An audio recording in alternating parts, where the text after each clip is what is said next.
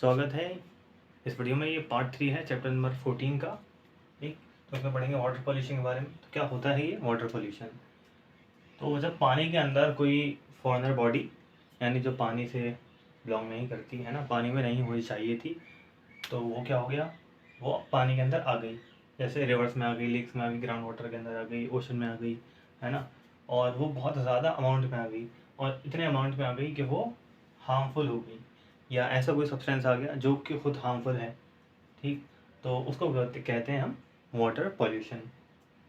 ठीक है, और ये क्या वर्क कर देता है, ये अनफिट कर देता है पानी को कंज्यूम करने के लिए, यानी पीने के लिए।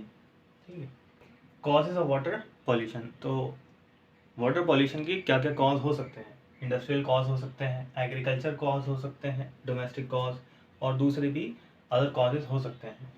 ठीक, तो इंडस्ट्रियल कॉज कैसे होते हैं?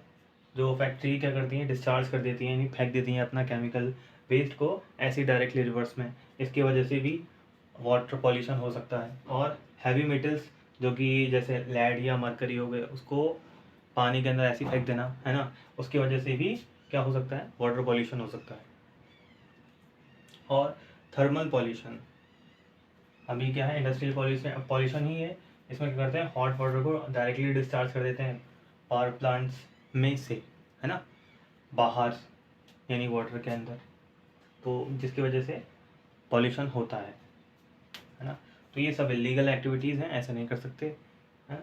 डायरेक्टली पहले तो हमको वेस्ट को ट्रीट करना रहता है, सेफ करना रहता है, ताकि वो वेस्ट का फेंकने के लिए सही रह सके, रेडियो एक्टिव ना बन जाए। ठीक, या जो हमारी फिशेस हैं उनके लिए हार्मफुल ना बन जाए। अब एग्रीकल्चरल वेस्ट या एग्रीकल्चरल पॉल्यूटेंट्स भी बोल सकते हैं, यानी कि ऐसी चीज़ें जो कि एग्रीकल्चर से जुड़ी हैं और पानी के अंदर आके पानी को गंदा कर रही हैं, जैसे फर्टिलाइजर्स, पेस्टिसाइड्स। ये क्या होते हैं, ये ग्राउंड वाटर में, मतलब फर्टिलाइजर्स और पेस्टिसाइड्स ये सीप कर जाते हैं ग्राउंड वाटर में, है ना, यानी ग्राउंड में कर जाते हैं सीप, तो जिसकी वजह से ग्राउंड वाटर कंटेमिनेट हो जाता है, गंदा हो जाता है। ठीक, पीने लायक नहीं रहता। Causes eutrophication. यूट्रोफिकेशन क्या है? एल्गी की बहुत ही ज़्यादा ग्रोथ हो जाना पॉन्ड्स के अंदर या लेक्स के अंदर। ठीक है, तो एल्गी क्या है? एल्गी एक ऑर्गेनिज्म है, ठीक है, जो कि मार्शी प्लेसेस पे मिलता है। ये ज़्यादा ही बड़ा हो जाता है, जिसकी वजह से जो ऑक्सीजन लेवल होता है वाटर के अंदर वो कम हो जाता है। अब ऑक्सीजन लेवल ही कम हो गया तो जो उसके अंदर मछलियाँ वगैरह हैं वो सर्वाइव नहीं कर पाएंगी, है ना? तो अब ये animal waste from farms pollute water. अब एनिमल वेस्ट को भी डंप कर देना फार्म वगैरह से, ये भी पॉल्यूट कर देता है पानी को, है ना। ठीक, तो अब ये दो तो पढ़ लिया हमने, आगे देखते हैं डोमेस्टिक और अदर। तो वाटर पॉल्यूशन के और भी क्या क्या सोर्सेज हैं? डोमेस्टिक सोर्सेज हैं और दूसरे अदर सोर्सेज हैं। तो डोमेस्टिक सोर्सेज क्या हैं?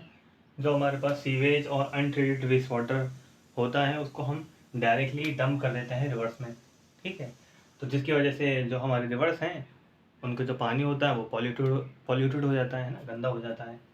ठीक, और अगर हम डायरेक्टली रिवर्स, या मतलब डायरेक्टली अगर क्लॉथ और एनिमल को हम रिवर्स में धोएंगे तो उससे रिवर भी गंदी हो सकती हैं। ठीक है, रिलीज ऑफरिंग, प्लास्टिक, गार्बेज और भी दूसरी चीज़ें अगर हम डायरेक्टली रिवर में फेंकेंगे तब भी वो गंदी हो सकती है।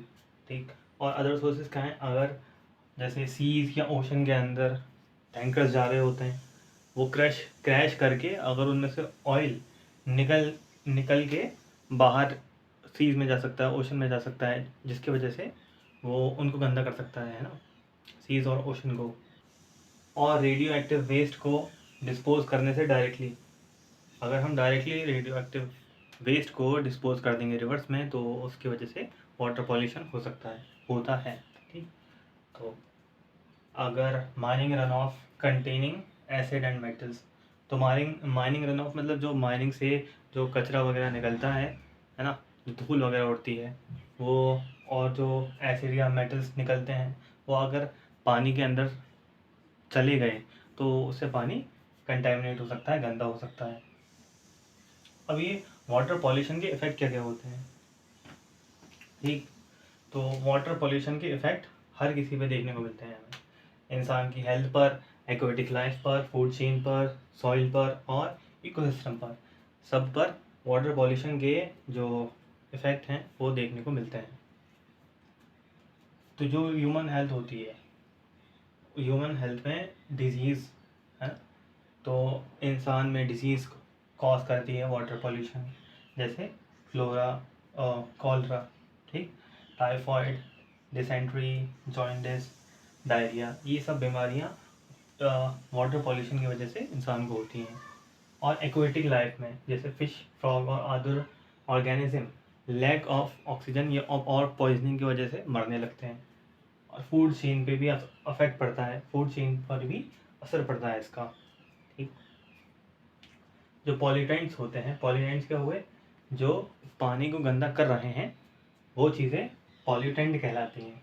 तो वो एक्यूमुलेट होते रहते हैं, यानी इकट्ठा होते रहते हैं फ़िश के अंदर, और वही फ़िश को जब हम खाएंगे तो वो कंटेमिनेटेड चीज़ हमारे अंदर भी आ जाएगी, ठीक है। तो जिससे वो ह्यूमन बॉडी के अंदर एंटर कर जाएगी जब इंसान उसे खाएंगे तो। और सॉइल पॉल्यूटेड हो जाती है, कैसे, अगर हम उसको इरिगेट करें पॉल्यूटेड वाटर से तो, है ना। और अब यही पॉल्यूटेड वाटर उसको इनफर्टाइल बना देता है, यानी कि वो उपजाऊ नहीं रहती है। और इकोसिस्टम पे भी इसका बहुत बड़ा इफेक्ट पड़ता है, ये पूरे के पूरे इकोसिस्टम को डिस्टर्ब कर देती है, यानी उसके फंक्शन को बिगाड़ देती है। इसीलिए जो गंगा रिवर है हमारी इंडिया की, one of the most polluted river में आ चुकी है, इसी गंदगी की वजह से। और गवर्नमेंट ने इसको ओवरकम करने के लिए एक नमामि गंगा मिशन ये निकाला है, ताकि गंगा को क्लीन किया जा सके और दोबारा हरा भरा किया जा सके। तो आते हैं प्रिवेंशन ऑफ वाटर पॉल्यूशन पे। तो वाटर पॉल्यूशन को किस तरह से प्रिवेंट किया जा सकता है, उससे कैसे बचा जा सकता है, ठीक। तो अगर हम इंडस्ट्रियल वेस्ट की बात करें तो उसको रिलीज़ करने से पहले हमको उसको अच्छी तरह से ट्रीट करना है ना। तो ट्रीटमेंट की प्रोसेस होती है, प्राइमरी ट्रीटमेंट होती हैं, सेकेंडरी ट्रीटमेंट होती हैं और टर्शरी ट्रीटमेंट होती हैं, ठीक है। तो इन ट्रीटमेंट के लिए अलग से हमारे पास प्लांट होते हैं, ठीक है। तो प्राइमरी ट्रीटमेंट में हम इन्हें टैंक से बहाते हैं, है ना। तो ये टैंक होते हैं, इन टैंक में ये जाता है, सेडिमेंटेशन टैंक होते हैं, कोगुलेशन टैंक होते हैं, इस तरह के टैंक्स होते हैं, उनमें से ये रिफाइन होके तब जाके उसको हम छोड़ते हैं, ठीक है। और यहाँ पे हमें सीवेज ट्रीटमेंट प्लांट बनाने चाहिए, ठीक है। तो इस तरह के जो सीवेज प्लांट थे ना, वो हमें बनाने चाहिए, जिसमें हम प्राइमरी, सेकेंडरी और टर्सरी ट्रीटमेंट दे पाएँ वेस्ट वाटर को या फिर सीवेज को, ठीक है। तो हमें ऑर्गेनिक फार्मिंग का इस्तेमाल करना चाहिए ताकि हम रिड्यूस कर सकें केमिकल फर्टिलाइज़र के रन ऑफ को, यानी कि जो केमिकल फर्टिलाइज़र हमने यूज़ किए थे वो पानी के साथ बह जाते हैं ना, तो उस चीज़ को कम कर सकें ताकि वाटर पॉल्यूशन से बचा जा सके, है ना। अब जाहिर सी बात है फर्टिलाइज़र ही नहीं होंगे तो पानी के साथ जाएगा कौन। डू नॉट थ्रो प्लास्टिक्स और गार्बेज इनटू द रिवर्स। तो हमें प्लास्टिक और गार्बेज रिवर के अंदर, लेक के अंदर, सी के अंदर नहीं फेंकनी चाहिए, ठीक है। और गवर्नमेंट को चाहिए कि स्ट्रिक्ट लॉज बनाए और पेनल्टीज लगाए उस बंदे के ऊपर जो कि वाटर पॉल्यूट कर रहा है। Public awareness and education, public को अवेयर किया जाए कि भाई, और एजुकेट किया जाए कि भाई वाटर को कंजर्व किया जाए, है ना, आगे वाली जनरेशन के लिए। और हम भी जो है पानी को कंजर्व करने की कोशिश करें। अब हाउ वाटर रिटर्न्स, तो किस तरह से दोबारा वाटर आ जाता है ओशंस के अंदर। तो पहला होता है ये वाटर साइकिल की वजह से, ठीक। तो वाटर साइकिल के बारे में तो अच्छी तरह से हम पढ़ चुके थे। वाटर साइकिल में क्या था, इवापोरेशन, कंडेंसेशन, है ना, और प्रेसिपिटेशन हो रहे थे। तो ओशन से पानी इवापोरेट होके जा रहा था, ये पहाड़ से यहाँ से पानी जा रहा था और दोबारा घूम के ऐसे ही मोटरसाइकिल चल रही थी हमारी, है ना। लेकिन ग्लेशियर और आइस की कैप्स की वजह से भी वो क्या होता है, हमें पानी मिल जाता है रिवर्स में और उस सीज़ के अंदर, ओशन में।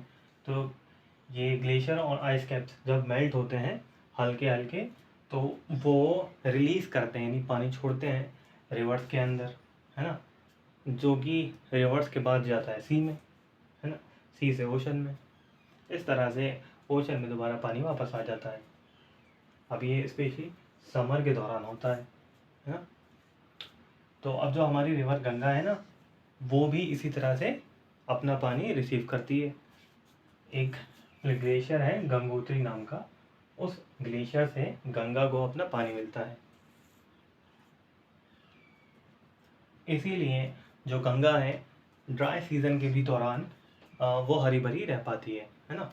हरी भरी तो प्लांट तो है नहीं, यानी कि पानी से भरी रह पाती है।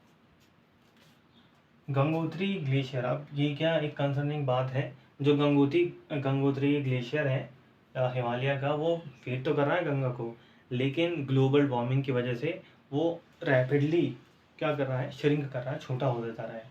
आगे उससे क्या होगा, जो वाटर सप्लाई होगी लाखों लोगों की, जो रुक जाएगी, है ना, वाटर सप्लाई लाखों लोगों की रुक जाएगी, जिसकी वजह से वो फ्यूचर में काफ़ी बुरी तरह से चोट खा सकते हैं, अफेक्ट हो सकते हैं। ठीक है, तो इसीलिए एक बड़ी कंसर्निंग बात है। तो अब करते हैं क्विक रिवीजन। ठीक, इवापोरेशन। अब इवापोरेशन क्या था, इवापोरेशन था वाटर का वेपर में बदलना, वाटर का भाप में बदलना। ठीक है, वाटर का किस में बदलना, वेपर में। ठीक, कैसे, बिलो देयर, कब, बिलो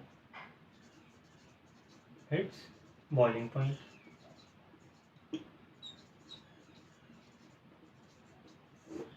अगर वाटर वेपर में बदल रहा है, अब वेपर क्या है, ये गैस कह सकते हैं, क्या है, गैस।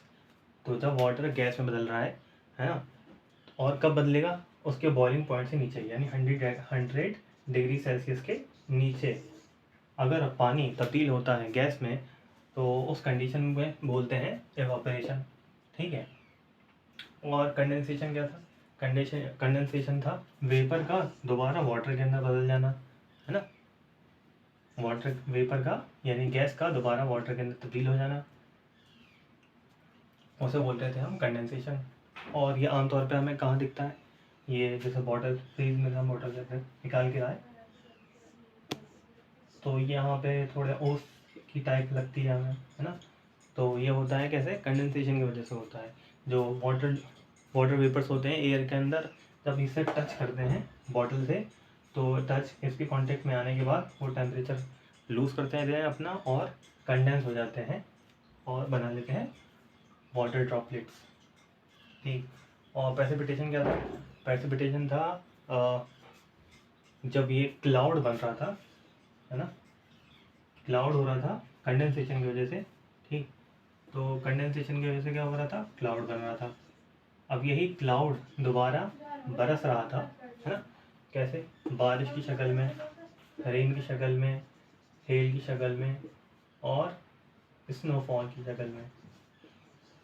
ठीक, तो उस वक्त क्या कह रहे थे हम, प्रेसिपिटेशन हो रहा है, ये सब क्या थे, प्रेसिपिटेशन थे।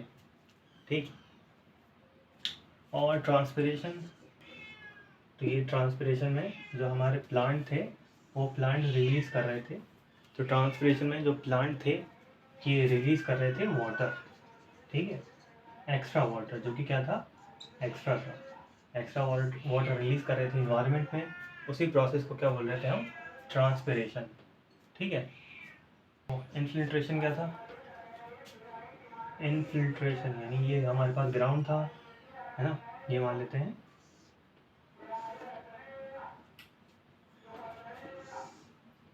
ये ग्राउंड हो गया।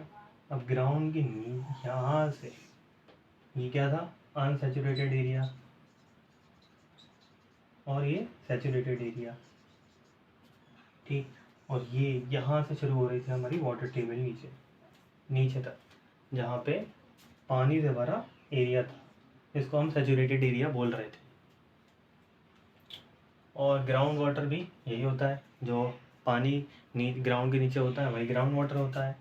फ्लड मतलब बाढ़ना, वो तो फ्लड का मतलब बाढ़ आना। तो फ्लड क्या था? फ्लड था बाढ़ का आना। ये हमारे पास रिवर थी, रिवर का जब पानी ओवरफ्लो हो जाता था, यहाँ से बहने लगता है, तो क्या होता है? यही फ्लड होता है ना।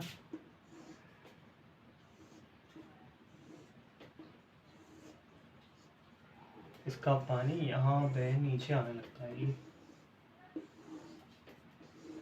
ऐसे, ये होती है फ्लड, है ना। ड्रॉट का मतलब सूखा पड़ जाना, ठीक है। जब सूखा पड़ता है तो ग्राउंड के अंदर ऐसे क्रैक होने लगते हैं, मिट्टी में क्रैक पड़ने लगते हैं, ठीक है, पापड़ी बनने लगती हैं। जब क्या होता है? ड्रॉट होता है। ड्रॉट मतलब सूखा पड़ जाना। और रेन वाटर हार्वेस्टिंग क्या थी? हम अभी पढ़ चुके हैं। रेन वाटर हार्वेस्टिंग मतलब बारिश के पानी को बचाना फ्यूचर यूज़ के लिए, वो रेन वाटर हार्वेस्टिंग है। वाटर पॉल्यूशन यानी पानी को गंदा करना, कंटेमिनेट करना पॉल्यूटेंट के जरिए। और वाटर साइकिल के अंदर एवापोरेशन, कंडेंसेशन, प्रेसिपिटेशन, ट्रांसपिरेशन, यही सब प्रोसेस हो रही थी, और इनफिल्ट्रेशन, ठीक है, ये सब क्या हो रही थी? ये सब प्रोसेस हो रही थी वाटर टेबल, वो वाटर साइकिल में, ठीक। तो ये सब प्रोसेस कहाँ हो रही थी? वाटर साइकिल में।